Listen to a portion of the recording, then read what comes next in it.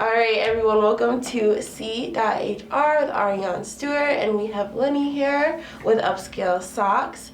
So can you just introduce yourself, tell us about your brand a little bit? Yes. It's so good to be here with you this morning. I'm here representing Upscale Socks, and I'm also a photographer. Been a photographer all my adult life, so almost 17 years, and I'm also a certified personal trainer. I've been doing that for about 12 years. So. I didn't know that. Yeah. You're a trainer too? Yeah. So I guess you can say I'm a serial entrepreneur. So I'm enjoying the entrepreneurial life for these past few years. How long have you had the business Upscale Socks? So almost 5 years officially. Awesome. And what made you want to get into like socks specifically? Yeah. So I had a dream in 2014. One summer night, I woke up and I told a friend the next morning that I had this dream. I rarely remember dreams. I'm not sure about you, if you remember your dreams at night. Yeah, sometimes. Okay. Yeah. So for me, it's rare if I do, but this one night I really remembered it. It was very vivid, and thought it was a great idea, but never worked in retail before. So I had no experience with the whole process of even where to go. And even throughout that journey, no one really wanted to share and give me any insight. On how to do it. And that made it even more at times daunting and challenging. But I kept saying, well, it must be possible if other people if someone else is doing it, Yes, and achieving their goals and making things happen, because we weren't born with all these tools and resources. But the following year, 2015, I pursued a program in Holyoke called Spark Holyoke at the time. Now it's called E4All. Oh, that's cool. Yeah. So that gave me a lot of confidence to research and reach out to people who might have some insight, but even still, I would hit brick walls and people that wouldn't follow up or share details. I wasn't really looking for anyone to walk me through the exact process, but just give me some more insight. And so, but with that, I said, well, I'm going to take my time with it. I'm not going to rush it and try to have it by a certain date. So that took me another year actually before I officially launched in 2016 with hiring someone that did some branding work for me with logo and coming up with names and designs, and it's like birthing a baby, because it's from the ground floor and it's so many details that even still I'm working through, but enjoying the journey. That's awesome. So you started the business. What were you doing beforehand? Like, did you have to put up a lot of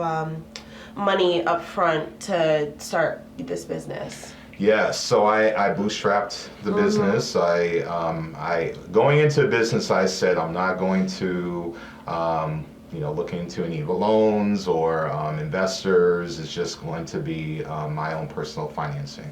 And I know that is not always doable for some people, but I wanted to make sure that I was going in debt free, and that I also, knowing that there's risk involved, I wasn't sure how profitable it might be. And so I said, and I have other bills that I knew were my focus, be it mortgage. You have to keep everything else going on too. Yes. So that's how it happened. And I'm really, when it comes to debt, I said, and that's the thing. Like, I feel like a lot of people, there are a lot of resources out there, but getting actual grants and going through something like E4All, and having somebody support you in that way, I think is huge, because taking on that debt first thing in your business is it's really scary, because you don't necessarily know if the business model is going to work. Like, you want to be as hopeful as you can about it, but you always have a little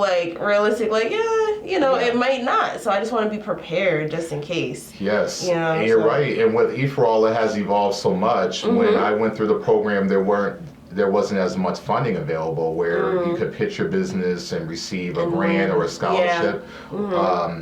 And that's amazing when I watched those. And even yesterday, I was a guest speaker for Junior Achievement, and those young small high school businesses were receiving dollars for their pitches that they won, first, second, third prizes. So that gives them so much confidence and that push to go even further once they have that behind them. And I love it.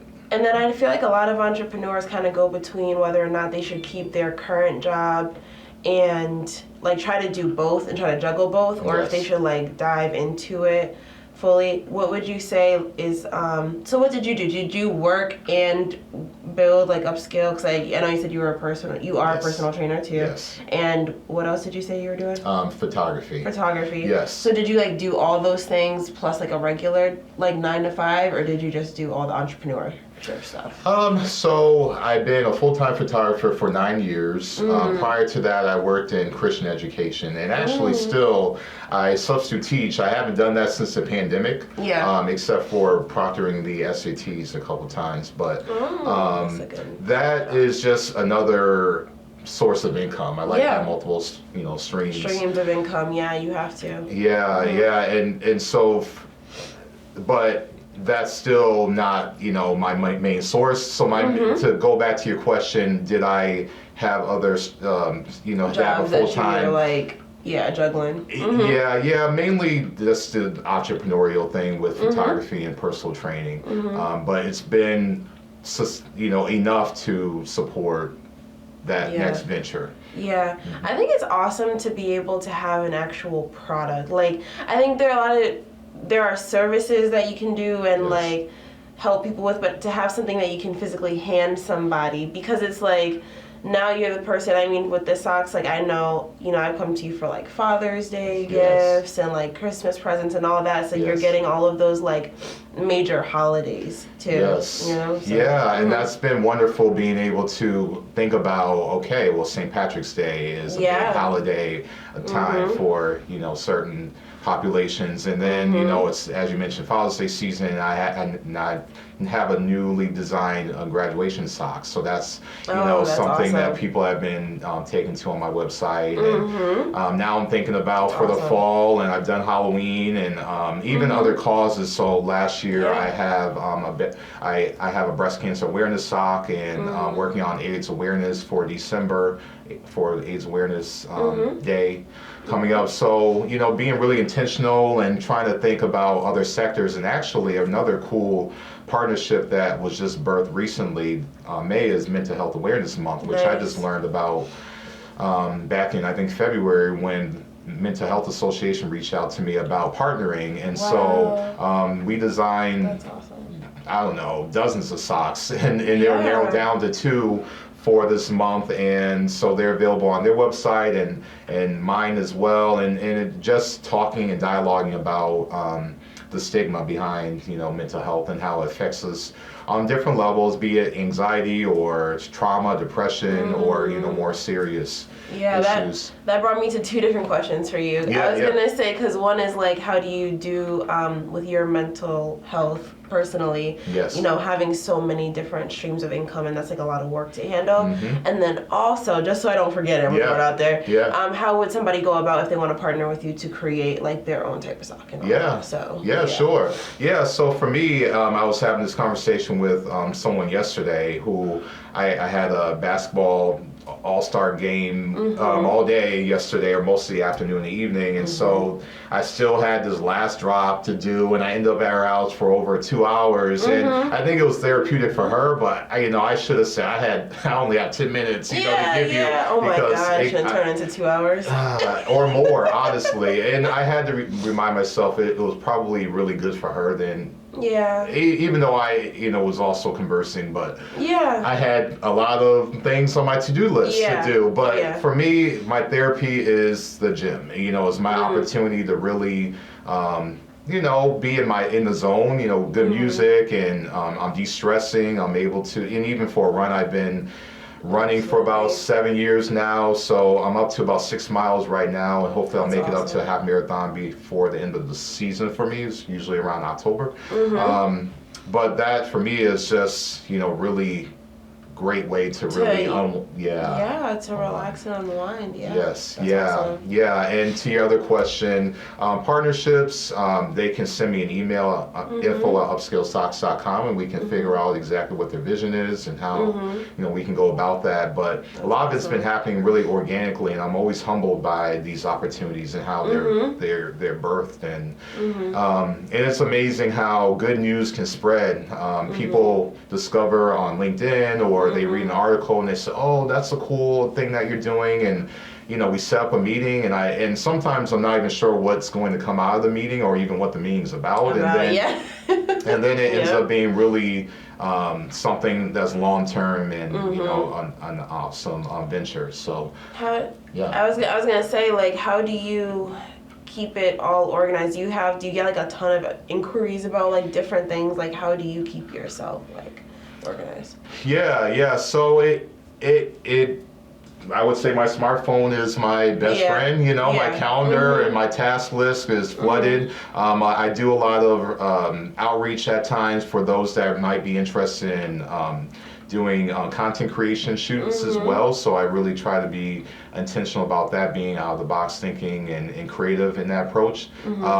But yes, there are quite a few inquiries from people from all different avenues, but I like following up in a timely fashion within a short period of time, because I want the same thing in return, you know, and I value people no matter what the inquiry is. And right, so, like they took the time to reach out to you and want to work with you. Yes. And I'm usually pretty direct if it's not something that I think would work best, or I'll ask those questions as to what their intentions may be, because sometimes things aren't always pure. Everybody, I was on, I don't know if you knew this, but I was on Wheel of Fortune. So when I won, when this was 3 years ago. So when I won, it was my friend and I was flooded with inquiries and messages from all over the country that were watching, and some weren't that pure. So, that's just an example of, that's crazy. What could happen, and so you have to cut it off and filter it out. All over the world, people were like were they trying to come in like, oh, let's do business together, but really trying to, it's just some, He's like, you can't get into that. Just some things that weren't pure. I'll just, but some were nice, just, oh, you look great, or you were really good on there, congratulations. But a lot of, want to add you as a friend on social, and that one conversation that was brief, and then they inquire again down the road. So some of that, but I've gotten good, I think, about how to navigate that. For sure. So how's your like day to day? Like, are you a morning person? Are you you gotta get up and like do your morning routine and then start working? I would say mid-morning. I'm in my stride. First thing, I'm usually, besides the, like meditation, prayer part is communication. All the communication throughout the night, and I've gotten really good about turning my phone off or silencing my phone from the time I go to sleep until I wake up, because especially during the pandemic, at the height, I would say I was really annoyed by the amount of alerts, and I said, wow, I have to silence this, and it can wait, and I think it's important to unplug. So even going back to the gym or running, I have my phone either in my locker or in my car when I'm running, because I'm unavailable. I'll hit you up in 2 hours. I think that's really good information to share, because I feel like a lot of people, especially when you're an entrepreneur, it's like you don't want to miss anything, and you're always on, you're always documenting something, whether it's going live, responding to people, but that's not giving you the time that you need to really like decompress and just be there and be mindful, and I feel like the thing is, like, when you work, I feel like you can get burnt out doing anything, like you as an entrepreneur or working like a 9 to 5, because some people don't ever turn their computers off, or they're always pulling extra shifts because they need more money. But it's like, if you want to have a good long experience and journey in your life and Yes. being successful, you do need to make that time for yourself. Absolutely. And for me, I think it's quality over quantity, you know, Yeah, and really absolutely. the quality time that you spend and knowing yourself even. And for me, sleep is so critical. You know, Yeah. I'm a big, 7 to 8 hour a night person. And if I don't, and if I don't get it, I'll take a nap as well, you know. Yeah. But not everyone's able to navigate that. But I've always been a good sleeper. My mom was even saying that when I was a kid, I was able to sleep all night without.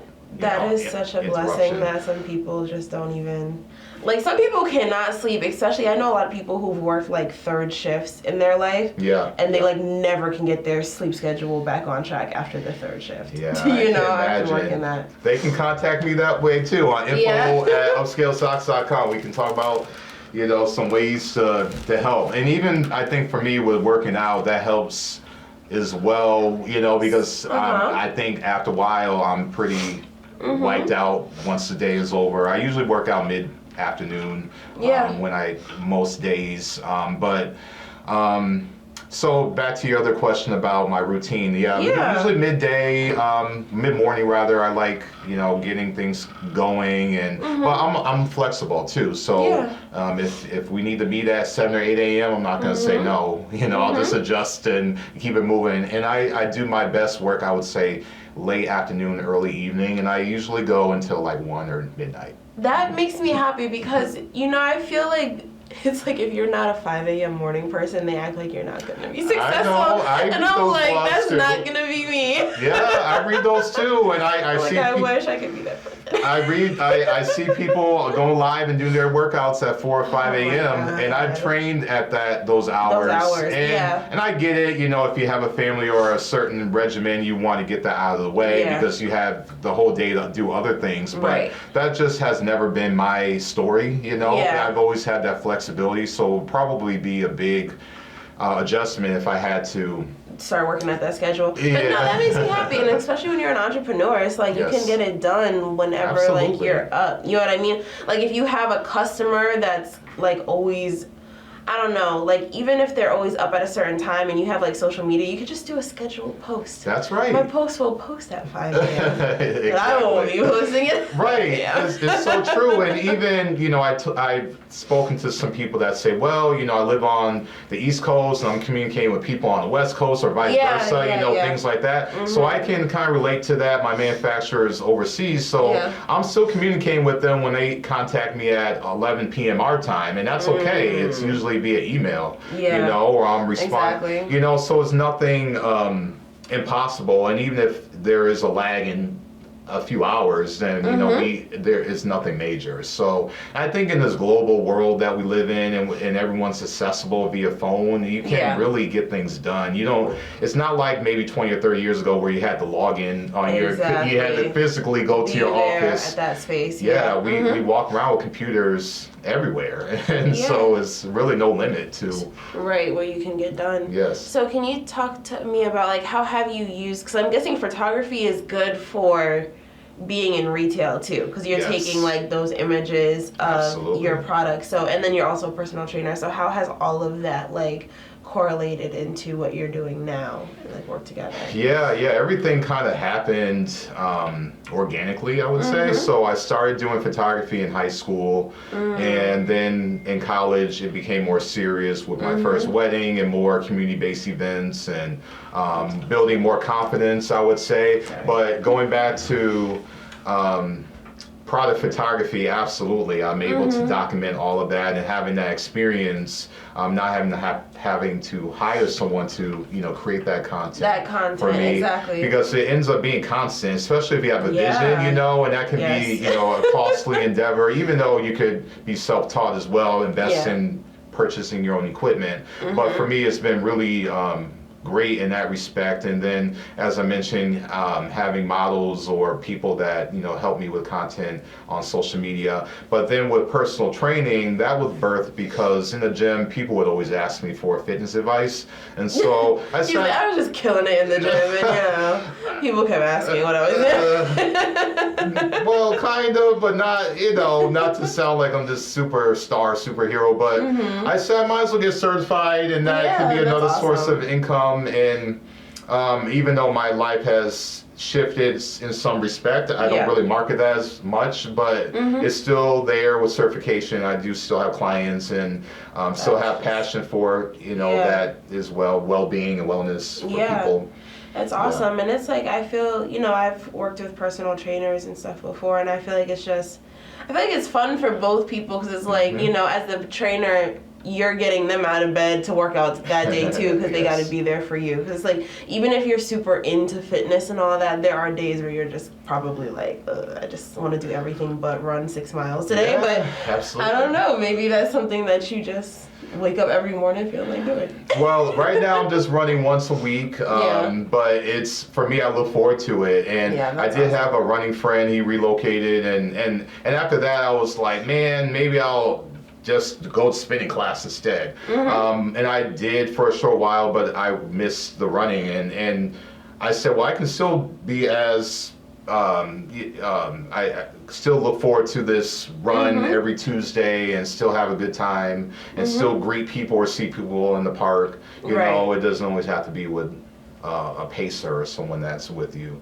It's nice, but don't let that be the reason why you're not doing anything really, be it, working out at the gym or starting your business because you need someone to go in with you. I think we have enough know-how and resources in the community and people that are willing to support you for you to go full speed ahead without those things. Yeah, definitely. What advice would you give to someone who's trying to start their own business or like a retail type of business? Yeah, I would say be consistent. I think that is critical to set tasks on your phone or notes on your calendar or your refrigerator somewhere where you can be held accountable, or a spouse or children or whomever that can remind you what the journey that you're on, because it's easy to get sidetracked and distracted by certain things. But I would say, we've talked about social media, so as we if you're posting on social and then you stop for 2 months and then you're back, hey, it's been a while, I'm back. You're building a following, and the people that are following your page are looking forward to seeing that new content and stuff.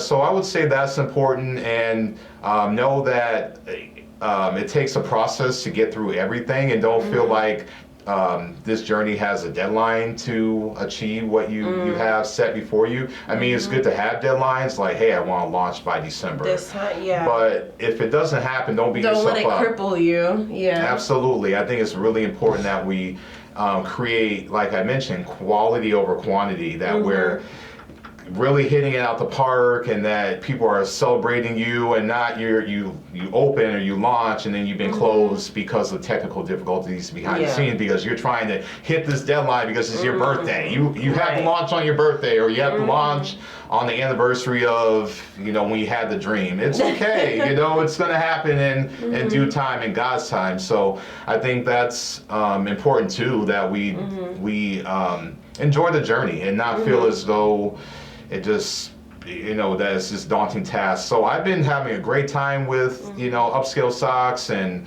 obviously with the other business ventures too. And when I went into Upscale, the dream that I had with Upscale Socks, I said, I'm not going to be a slave to this business. I mentally said, I'm not going to burn myself out. I'm not going to sleep 3 hours because I'm in my basement, I'm just not going to do that. And so far, I mean, obviously there's been busy times and busy seasons with orders, but I've been able to navigate that space well and still do the things that fulfill me. Yeah. How did you know that Upscale Socks was going to be successful? I would say I didn't fully know, to be honest. I just knew that I wanted to create a really good product and that I wanted to I wanted to give back to the community as well, because my other businesses really supported me, but I wanted to support the community with this effort. So we've, donated socks to nonprofits. To date, over 1,000 pairs of socks, and we have a scholarship also for a high school student that we've started. So more foundational philanthropy was more my focus this time. Yeah. So people took to that and really appreciate that as well. Yeah. Yeah, and that this can become much more bigger than I could ever be. So I think that could be part of the reason, or how it could be seen as successful. I kind of feel like I'm just scratching the surface. I made some waves, but it's I still have ways to go and a lot of ideas to unleash. But I'm really believing and trusting that it will happen if I remain humble and focused on what it is. That's another tip I would say for an entrepreneur, is to stay focused on what you are set out to do. Don't, if your dream initially was socks, don't try to do pocketbooks, or now you want to get in the tech space. And now you want to do an app. And people ask me, hey, are you going to do leggings and pants and maybe eventually I'll do more accessories, but my vision was clearly socks, and there's so many other things I can do within that space. That you want to tackle that before you start getting into the legging business. Right, absolutely. No. Even recently I was asking my manufacturer about becoming more green. So bamboo socks is a possibility for this year. So I love that. Yeah, and oh my gosh, anything made of bamboo just feels so comfortable. See, I love it. See? Yes. There you go. Even when you say, it's funny because I haven't had anything made of bamboo for a while, but as soon as you said it, it brought me back to that time when I had it, and I was like, oh my gosh, yes, we need that in socks. So weighing all that out and getting samples and figuring how that could be the next step, entering year 5. So but so I guess what I'm asking for that, when you knew it was successful, how did you know? Because I feel like with new businesses, you're okay, this could crash and burn. I'm not gonna put so much into this that I'm in the hole, something crazy. Yeah. So how did you know okay, this is good, I'm gonna keep going? Or was it because you had so many other things going on that you were able to slowly pace yourself into that? Part of it is I just had so many ideas, and I said I just have to keep going because these ideas have to be out there and birthed, and people kept supporting. That was another thing, and people were excited for me or excited about the brand. It was something different, and even though I didn't create socks, but there weren't around, locally at least, other people doing that, and I went through the entire creation process. They're all original designs, and awesome. And so all of that I think made it more authentic, maybe, and for people to really want to take to it. And I've been an entrepreneur for a while at that point already. I think 12 years at that point as a photographer. So people already knew and hopefully saw the quality in the work that I was producing. So they still want to support this new venture, and that's awesome. Yeah, so that could be part of the reasons why too. But I'm always humble when I'm shipping out to places I've never heard of, and I always wonder sometimes. I think about emailing them and say, "How did you discover Upscale socks?" You should ask people that, or on your website, say the whole how did you hear about me thing. Right. Because that's awesome. And marketing wise, budgeting for your marketing, you want to know what works. Yes. So true. So it's that's good data. In HR, we do a lot of surveys. Yeah. Some people hate us for that, but I fill them out too, especially when there's incentives behind them. So that's something you will get a gift card if you fill out this survey. Right. That's what you need. But no, capturing data and content and being able to look at how you've been able to scale over years. Right. Is it's kind of your blueprint, It is. Yeah. So that's awesome. So thank you so much for coming on the show. Yes, it's a pleasure. It's been awesome. Yeah, I'm glad. I'm honored and humbled always to be asked. Thank you. Yeah, I was we got to get you on the show. I'm trying to, so you got to bring more people on here who have amazing stories like yours. Well, thank you. Thank you. I appreciate your time. So thank you all for listening to C.HR with Ariaunstewart. Thank you, Lenny, with Upscale Socks. Yes. And I want to give a shout out to the Association of Black Business and Professionals. They are an organization that works with Black businesses. So if you're a business owner, if you work for a company, nonprofit, you can come there, network, and get resources out of that program. So thank you. I'm a member. Yeah, you are. That's awesome.